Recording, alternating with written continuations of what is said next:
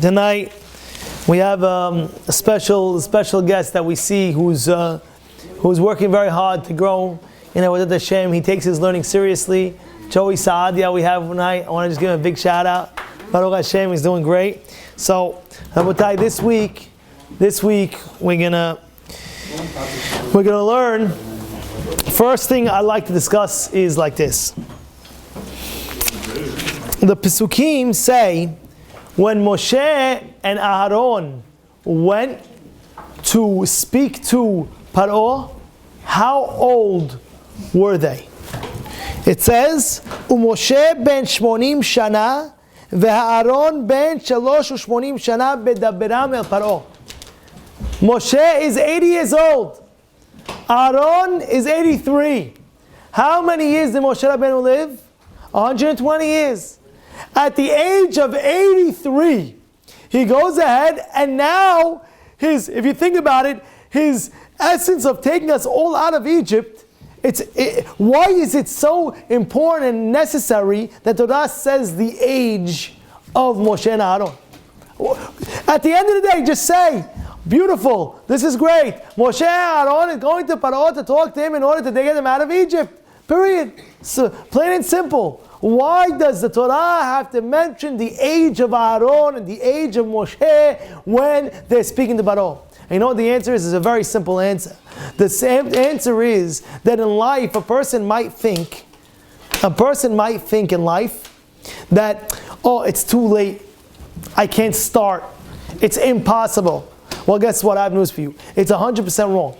Whatever stage you are in life, whatever position you're in, wherever you were born and wherever you went to, right now, you can go ahead and start fresh wherever you are. Aaron started over here to lead the people, getting him out of Egypt at 83. It's telling you right now, they accomplished what they accomplished right now. Whatever, they great accomplishment. But now there's a new venture ahead of them. You know, Rabbi Victor Miller, when he was 70 years old, we all know, his son-in-law was 70 years old, Rabbi Bragg. And at that there was a party that they did. Rabbi Yosef Palacci writes, by the way, Ben Ish Chai says when a person hits the age of 60, a person should make a party for himself. Why? Because what? He passed the age of karet. For sure, if he hits it, yes, that's what he writes in the halakha. And also, for sure, and he writes, Rabbi Yosef Palacci has a whole what to do in his Sefer when a person hits 70, what to read to thank Hashem. It's an amazing thing.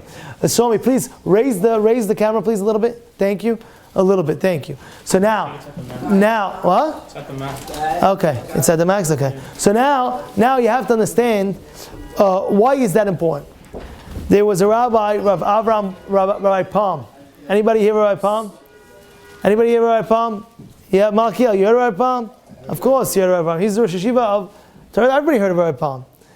And close to the age of 80 years old, he went ahead and he saw a lot of immigrants from Russia. Boys! He saw a lot of immigrants from Russia. And when he saw so many immigrants from Russia, he said he has to do something to get them more on par to be religious. And he started Shlomi, please take care of the situation, thank you. He started a organization called Shuvu. What was Shuvu? It was bringing all these Russian immigrants to get very religious. And at the time when he first started, they told him, listen, if you're going to start this, it's going to cost a lot of money. So how much? It was costing in the tens of millions. We're talking about in the tens of millions that time. So imagine, like beyond your imagination, how much this thing's going to cost to run. And Rabbi Palm says, I'm going to do it. And he was close to the age of 80 years old.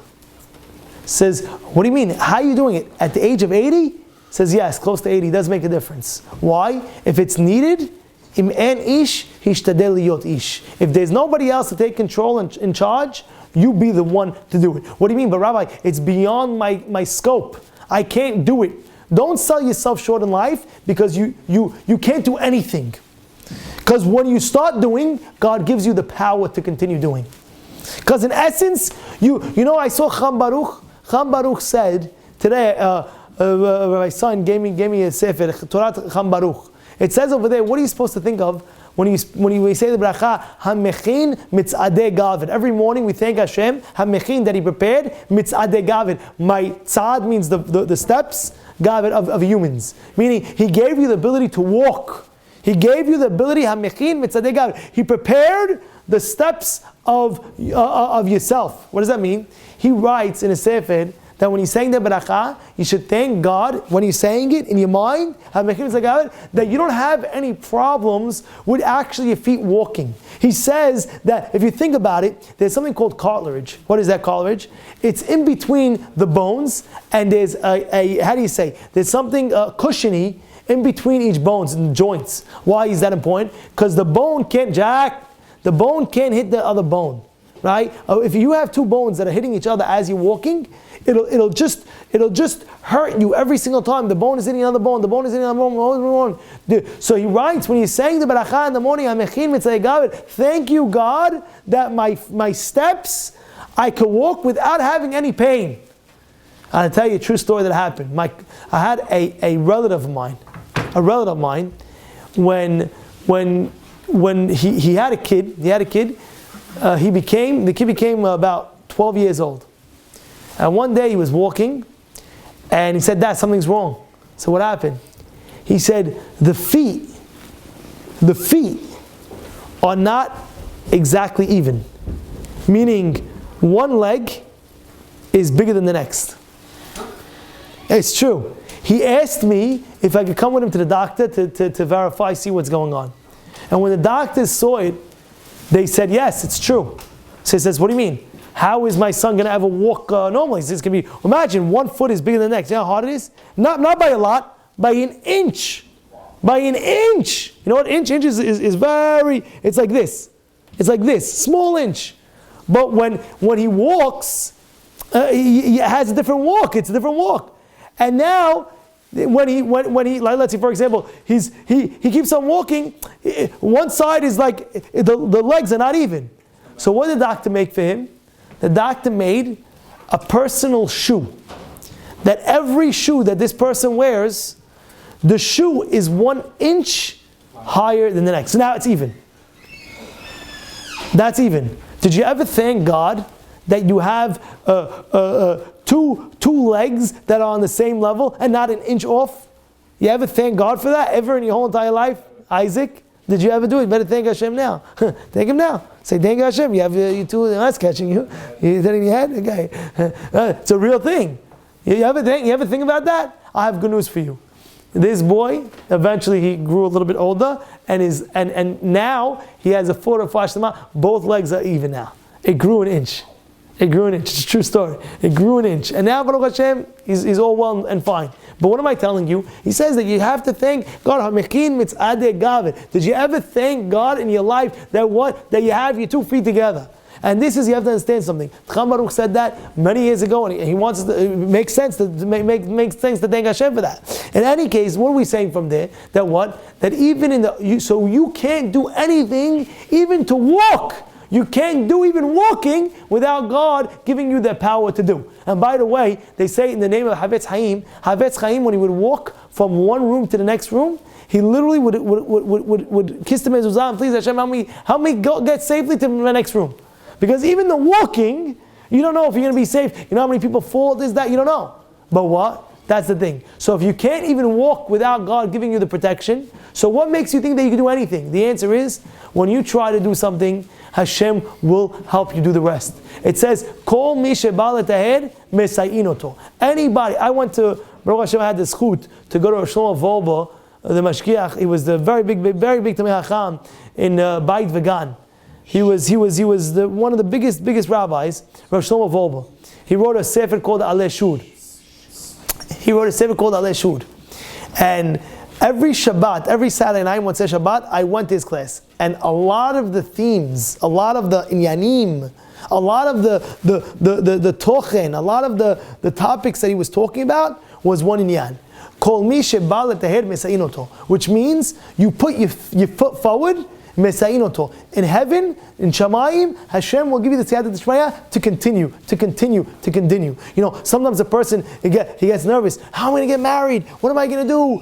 How am I going to make the parasah? What are you going to do? And then all of a sudden, you don't realize that every single person that got married had the same challenge. But what? Hashem says, you put your foot forward, don't worry, I'm not going to let you down. I'm going to make sure you go till the end. You'll continue. And therefore, Rabbi Palm, when he took the position of running, he was the Rosh Hashiva of Torah Vadat.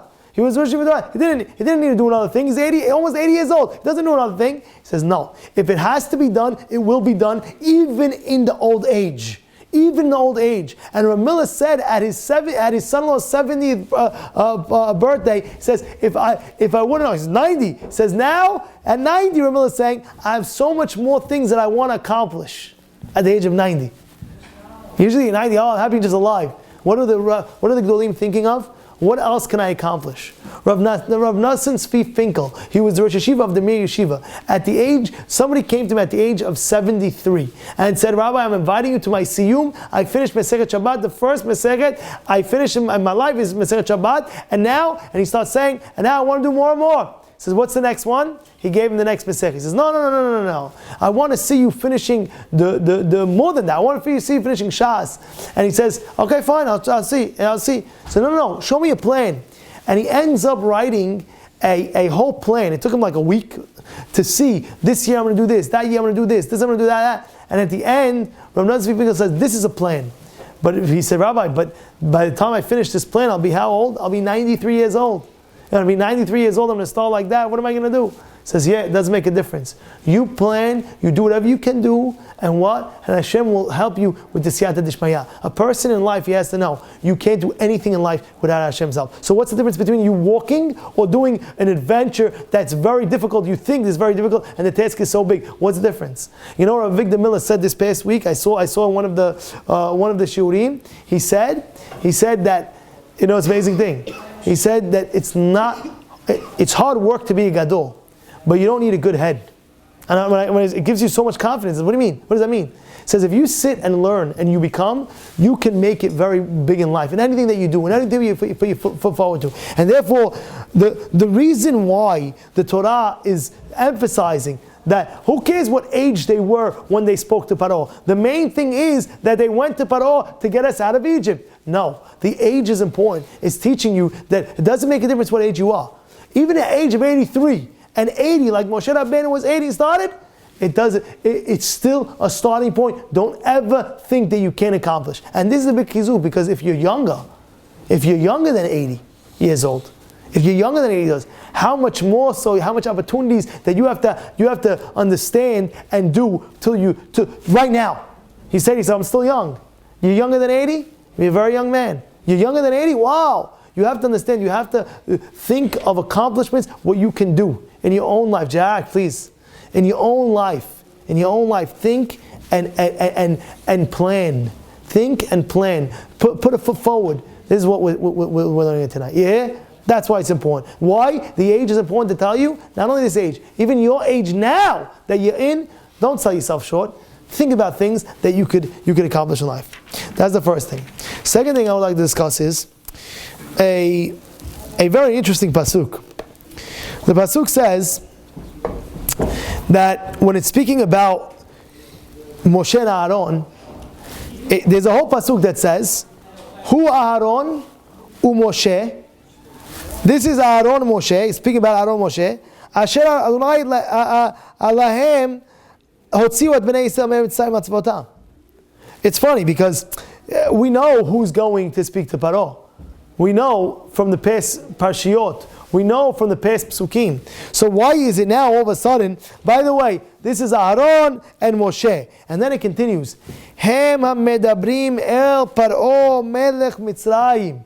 These are the ones that is taking at what? Talking to Paro and Mitzrayim. Leotzi et bnei Yisrael Mitzrayim. Who Moshe and Aaron? We already know that. Oh, who spoke to them? Moshe and Aaron. We know that already. Go ask anybody.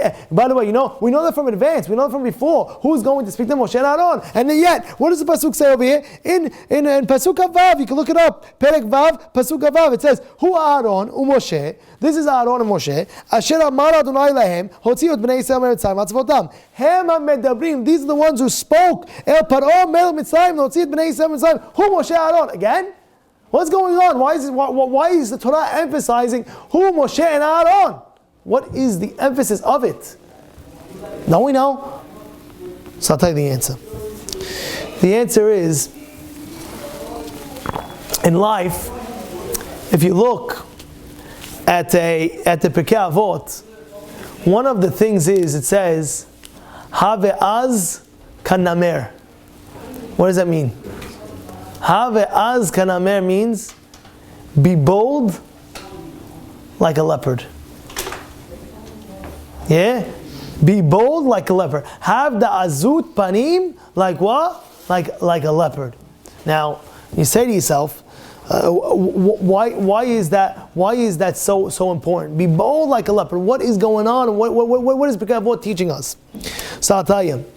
In life, one of the names that is given to Bnei Yisrael is, it says, Am Keshe Oref.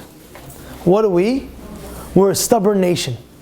And one of the things it says, it says, one of the reasons why we actually got the Torah is because we were stubborn. We're stubborn. It says, wait, you say azut? Because we had azut. That's what it is, because it says because azut. We had courage. Sorry, take the word, not stubborn. Courage. We had courage. So why is that a factor in order for us to be the ones to accept the Torah? And the answer is very simple.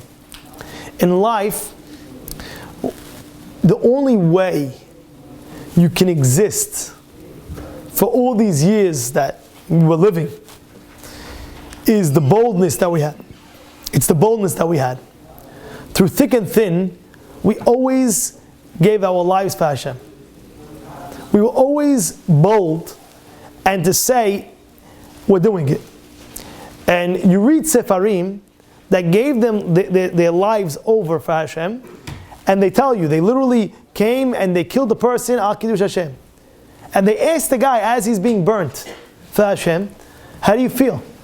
And he would say, I saw it in a Sefer, that they documented Sefer, it says that he would scream out, this is the greatest feeling in the world.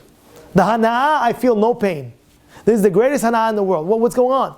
He says, because he's so bold and so stubborn and saying, no, you want me to bow down to this idol? You want me to bow down to this God? No, I only do my God. I only serve my Hashem. I don't do Avodah Zarah. And one of the things I have to give my life for is, if you tell me to do Avodah Zarah, I won't do it. And therefore, the way a Jewish person has to know in life, he has to have a character trait called courage. You have to have courage. You have to have boldness. And how does it apply? Many, many ways it applies. Many, many ways. Take a lady. She's trying to grow in tzniut. She's trying to go to very hard. She's trying. For her, it's very hard. She grew from a family that's not tzniut, and now she's finally putting on tzniut. All of a sudden, the first Friday night, she's so excited, she puts tzniut, she goes to her in-law's house. What's the first thing happens? Her own sister-in-law starts looking at her. Oh, so you became religious? Yeah? Oh, you think you're better than us because now you start wearing a skirt? And all of a sudden, she has to live with that. The first day where she started saying, Shabbat Kodesh, that's when I'm going to be tzniut, that's when the sister-in-law is going to say something. You know why? Because God is testing her right now at that moment. How courageous are you going to be? Are you going to be fold like a feather and say, oh, she said one comment and I'm out? Or are you going to be courageous and say, yes, this is what I'm dressing and this is what I have to do because this is what I love to do. I love to do the will of God and this is what He wants for me. This is what I'll do. This causes for somebody to be courageous, to stand up and say, this is what I'm doing and you're not going to stop me, because if this is the right thing to do, I will do it. I will do it. How many times, I remember when I was young, how many times you have people where they just look at you differently because, oh wait, you're scared. Oh, everybody, let's say a person's at a party, let's say, whatever party is, and nobody's making brachot. Then you go like this, you're putting the only one with a yarmulke, let's say. You know, you see those parties, the only one with a yarmulke. You're going to wear the yarmulke, you're not going to wear the yarmulke. The only way is to see, how are you going to act? The answer is a person in life, he has to know. You have to stand up for what's right. And if you can't do that, I don't know. You're lacking a very big thing, because being courageous, being bold, if it's the right thing to do, that's the right thing to do. And by the way, it applies not only in the religion, it applies even with peer pressure. When do people start smoking? When they're teenagers. Oh, and this friend, they think they're so cool. The guy is 15 years old, and he bought a bag, and they're going out for lunch. Look what I got. And he opens up his shirt, and he goes, he got it. And all the kids are smoking now, and they offer you a cigarette. Now, what are you going to do now? Are you going to be courageous and say, no, I can't do that? Or are you going to be like, no, I got to fold. My friends will think I'm a loser if I don't smoke. You have to be courageous in life. I'm sorry, I don't smoke. I'm sorry, I don't smoke. I remember there was this past summer, I was by somebody's house. Shlomi, take care of the situation. Downstairs, take care of the situation. I was by somebody's house this past summer. I'm going to tell you what happened. It's an amazing story. There was all the boys, like the young guys, were sitting there. And they came, they asked me, Rabbi, can you give a class? I go Shabbat. I was giving a class. It was after shul. A few of the boys got together, maybe 8 to 10 guys, and we're all sitting down. And he ends up opening up some extraordinary scotch or something like that. 30-year-old age, the whole nine shebang, put the whole thing, right? And I'll never forget at that kiddush, there was one guy going around, like a sharp, good-looking guy with the whole 9 yards, nice belt, very, very, very put together, and he's starting to pour every guy a shot. He's giving shot glasses out, and everybody, he's that type of guy where you can't say no to. You know that? Take, let's go, take. You know those guys. Take, come on. You better take. Come on, are you kidding me? Come on. And there was an older guy. He was older than us. He was older than all the boys. And the guy came over to him now and says, "Chavon, take." He's like, "No, I'm good." "No, take, come on." He's pushing the guy. Says, and then he didn't say, "I'm good." This time he said, "I don't drink." You know what kind of thing? Everybody paused, what'd you say? "I don't drink." So I went over to him. I said, it's pretty courageous what you did. Like all the boys are hanging out and this and that, and you're like, "I don't drink." He says, "Rabbi, I'm 10 to 20 years older than these guys. I did it all. I'm done. I don't need to this. I don't need to that." So I was like, but it still takes courage. I know it takes courage, but when you're courageous, you're able to do what you want to do, and you don't have to be suckered in to peer pressure of the world. Oh, this person's doing that, so I have to do that. This person's doing that, I have to do that. So your whole life, you're not living your life. You're living somebody else's life because you're always thinking, what are they thinking of me? So you're really not living your life. You're living somebody else's life. Why? Because you're like, wait, if I do this, what is he going to think? And if I do that, what is he going to think? And if I do this, what is he going to think? Yeah, you're right. You have to think what people think about you. But if you're not going to live your life normally because of them, oh wait, I have to do it that way. Because if I don't do it that way, they're going to look down on me. So already you're not living your own life. You're living their life you're trying to put, it's like you're wearing the shoes, right? You're trying to put the shoes, it doesn't mean you're trying to see how I can fit in their shoes. Well, it's their shoes, it's not your life. Your life is your life, his life is his life. If it's the right thing to do, you do it. If it's the wrong thing to do, you don't do it. That's period. Finished. Whether right or wrong. So you need this character trait to live a normal life, whether being in a religious aspect or already a mundane aspect. It's going to happen. People go to business all the time. People have business issues where something went wrong, and now in business he has to take the initiative and the boldness and to say and be courageous. And guess what? He got an extra order. You know how much courage it takes to be honest in business and call the guy back, and the guy will never know. The guy will never know. He'll never know you sent an extra package and you see, and he'll never know. You know how much courage you need in your life to be bold like a namer, like a leopard, and say, you know what, I'm standing up strong and I'll give back the package to this other to the other person. Now that you know how much courage you gotta be. It's the most unhumane thing to do such a thing. But what? To be part of an Eved Hashem, you need this courageous midah. You need it. You need it because it's going to come in handy. It's going to come in handy. Even when you're training your children, to act normally, you also have to have courage. And if you don't, has v'shalom, they could slip. One of the guys in the shul was telling me a story, and I said this story before, but I could say it 1,000,000 times. And it's an amazing story. And the boys who are praying constantly, you guys know who this is. One time he told me, this story happened, it happened, I would say about 25 years ago. Story goes, he's telling me he's about 12 years old. His sister is 16. And she the first time she's dressed up and it's not tzniut. Her father said, "You're not going with your friends. Not tzniut. Stay here." He says, "No. What do you mean? No, you're not going." And her father wouldn't let her leave the house. And guess what? He told me that I have two sisters. The one sister that he did that to, till today, is the most tzniut ever. A wig, skirt, everything. That's what he said.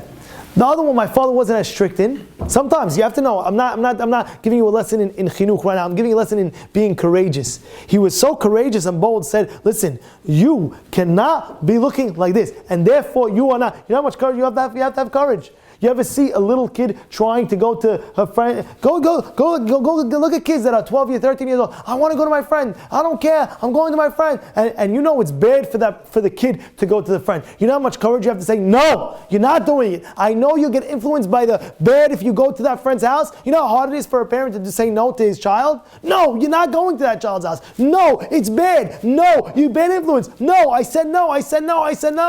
You save the kid. But if you give in, you're not bold, you're not courageous enough, guess what? Your friend, now the person's son, he gets influenced by the wrong. Why? Because you weren't courageous enough, because you had to fall for his nonsense of crying and bickering and this and that, and you weren't courageous enough to stop him at the moment. This is what happens. Or how about when the person finally finds something in his pocket? What is this?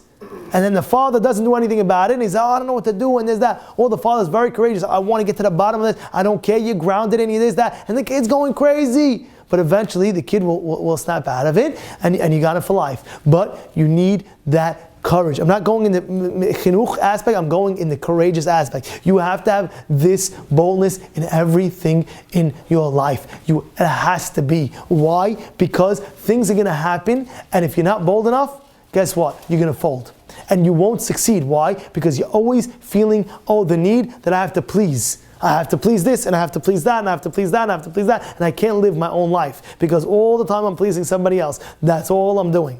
Oh, I can't drive this car. Why can't you drive this car? Because I'm in a different class. I only drive Range Rovers. That's it I drive. I can't drive something less than a Range Rover, because if I drive something less than a Range Rover, but you can't afford a Range Rover. Yeah, but I can't go down my class. I just cannot. So you're living what's going on? You have to be courageous. Yeah, I can live with a life, whatever. What's the next level next than the Range Rover? What's lower than a, I don't know. But whatever it is, I can go a level down. You can go a level down. If that's not your means, that's it. That's not your means. Finished. What are you going to do? It's hard. I know it's hard. It's not easy. I know it's hard. But guess what? You're being courageous. Or sometimes a person can't afford a wedding. A lavish wedding, I should say. A lavish wedding.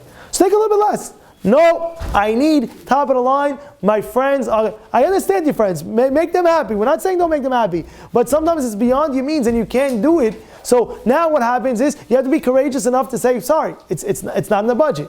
What does the guy do? Oh, he takes out a loan, he takes out a mortgage, he takes out a loan, and then heaven forbid, has shalom, he gets issues with his health because he took too much pressure.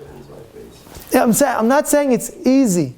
I know it's difficult. I know it's difficult, but that's what we're learning tonight. That you have to have the azd named. Why is it named? You know what the psukim explain? Why named? Why is a leopard bold? Because a leopard stands strong. Meaning to say, Ari, if you see a lion, it'll attack. Let's go. A leopard also, but a leopard will just look at you back and forth. Like, you messing with me? Let's go. I'll keep on going back and forth. A person that's bold, let's go.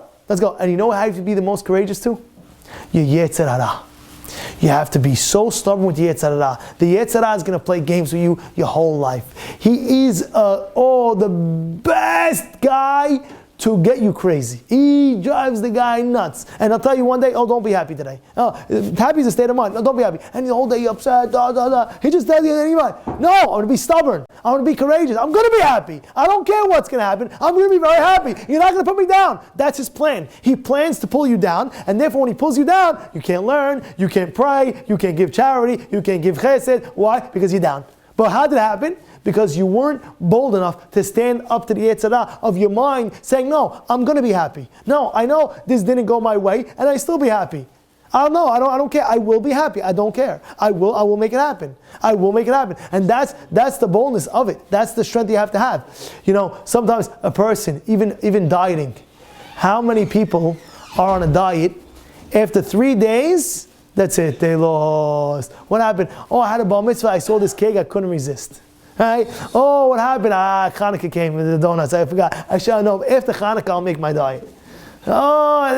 Everything. Pesach after Pesach. I'm going to Pesach. I can't. Is that after Pesach? Everything's the whole thing. Because why? You're not bold enough. You're not courageous enough to stand up and say, no. I said I'm not having this cakes until this. I am not having cakes until this. There's a million things that come. There's a million things. A guy has a bris and a guy has a wedding. And I didn't mean it at a wedding. At a wedding, I wasn't talking about outside to get a rug. But at a wedding, no. It's not true. You have to be strong enough where this is what I'm doing and this is what I'm doing. Finish. Nothing's going to stop me. How many times a person, even in his own learning, he has a seder and he says, what is one of the questions they ask a person in Shamayim? Kavata eitim l'Torah. You know what kavata eitim l'Torah means? Did you set a set time for Torah learning? Now, you know how stubborn you have to be for that? You know how hard it is to be, what do you mean? Something else comes up, something else. You have to be stubborn. You have to, no, I don't care. This is what I'm doing. This is what I'm doing. I don't care. The whole, I don't care what. I'm going to be stubborn enough to understand that what? That I will not stop. I will not stop. I don't care. This is what I'm doing. You understand what we're saying here tonight? You hear what we're saying here tonight? And why does it have to do with anything? Should I tell you why it has to do with everything? Because now we understand the pasuk.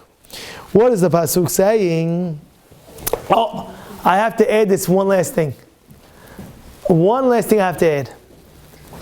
You know what it says in the same Ma'amad? Pass me that, please, if you don't mind. Yeah, I'll see if I get it quickly. If I get it quickly, I'll do it. Not. But what does it say over here?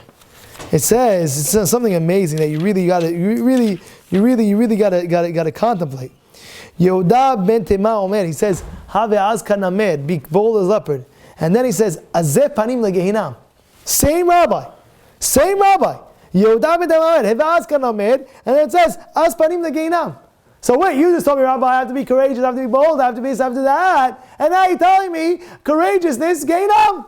So what happened over here? It's a very simple answer. The answer is, by the way, midot, the way it works, midah is, like the Rambam says, you have to balance it out. What is it saying, as panim legehinam? It means sometimes a person feels that he's so stubborn and so courageous that he feels whatever he does is 100% right and nobody can tell him what to do. That's what I'm doing. I said, you're courageous. That's what I don't get. Meanwhile, you have to humble yourself to the people that know. And even the people, you have to humble yourself. You think you know better than this person. You think you know better than that. You think you know better than that. And everybody's trying to teach you something, but you feel, I have to be stubborn. That's what it is. I have to be courageous. That's what it is. And it's 100% wrong. At that moment, you don't have to be courageous. At that moment, you don't have to be stubborn. You can't do that. Why? Because at the end of the day, you have to know how to balance that out. You have to, because it can destroy you. Oh, you can be so stubborn, I don't care. Stubborn in the wrong way. You could be courageous in the wrong way. Some people do wild things in the wrong way. I don't care what anybody thinks, and I'm do. Wrong. It's wrong. Yeah, people, we do. You have to have a Ket Hashem Tov. You have to also please yourself in front of people. But when you know it's right 100%, so then already I have to please Hashem first. This is what I have to do. You understand? That's what we're trying to say. You have to balance it out. You have to know, but you have to have that boldness. Yes, you have to be strong. I remember growing up, we had a group of friends. You have to understand each situation is a situation, and that's why over here in the pasuk it says about Paro. We know Paro, and we know Moshe and Aaron went to Paro, but what does it say? Listen carefully. Hu Aaron u'Moshe. That's Aaron and Moshe. Asher amar Adonai lahem hotzi et bnei Yisrael me'eretz mitzvodam. Hem hamedabrim el Paro. What does the pasuk say? Hu Moshe v'Aaron. What does that mean? It says Moshe and Aaron. You know how courageous you have to be to talk to Paro? You know how scary it is to speak to any king? You know how scary it is? Especially to Paro? You think, Paro, if I would see Paro, I would say hello. No, you wouldn't. You'll be shaking in your pants. No, you think Paro in the pajamas in the middle of the night. No. You saw Paro, you'd get very, very, very, very scared. You wouldn't be able to breathe properly. Yeah, you're talking about a real king. You're not talking about now king where they throw eggs at the king. No, we're talking about a real king. We're talking about a real king. A real king, if you look at him the wrong way, he'll take a knife, tell his guys, chop his head off. So imagine now, Moshe and Aaron have to speak to them, speak to Paro. You know how hard and courageous you have to have? And that's why he's saying, we know they were the ones who spoke to Paro. We know that already. But we're saying, hey, they were able to do it. You know how much courage you need to be able to do it? They were able to do it. Because they had the courage. They had the stamina. They had the courage. Now we understand why. Of course we know Moshe and Aaron went to Paro. But, that's the pasuk says. They spoke. They really spoke to him. They weren't right now, they're not nervous. But why? How'd they have that? Because if God told them to do something, they went all out on it. Yes, this is what I have to do, God? No problem. I'm all in. But how do you have the stamina? How do you have the courage? How do you have this? If you want me to do it, then I'm doing it. What about people going to think? What are they? Understand? You told me to do it, I'm doing it. If this is what I'm supposed to do, I'm going to be very courageous in doing it. I'm not going to be peer pressure to anything. And this is, Rabotai, a great lesson that we have to learn in our life. We have to have that midah to use in the proper way. We have to be courageous. And also sometimes you have to be courageous. Also, let's say for example, I know, you go to yeshiva. I'm giving you, it's just a small one more example. You go to yeshiva now, you want a good havruta. And sometimes you have to ask the other guy, you want to learn with me, havruta? You have to be courageous to do that. That takes courage. Maybe he's going to say no. How am I going to do it? What if he says no? It's hard. You understand? Let's say you want to learn with the rabbi. You need courage to go up to the rabbi. Rabbi, by the way, you have a half hour for me, please? We can learn something. It takes courage. Or you want to ask advice from somebody, but you're embarrassed. No. Please, let's talk. So therefore, Rabotai, we have to remember this great lesson and review it and take it into account.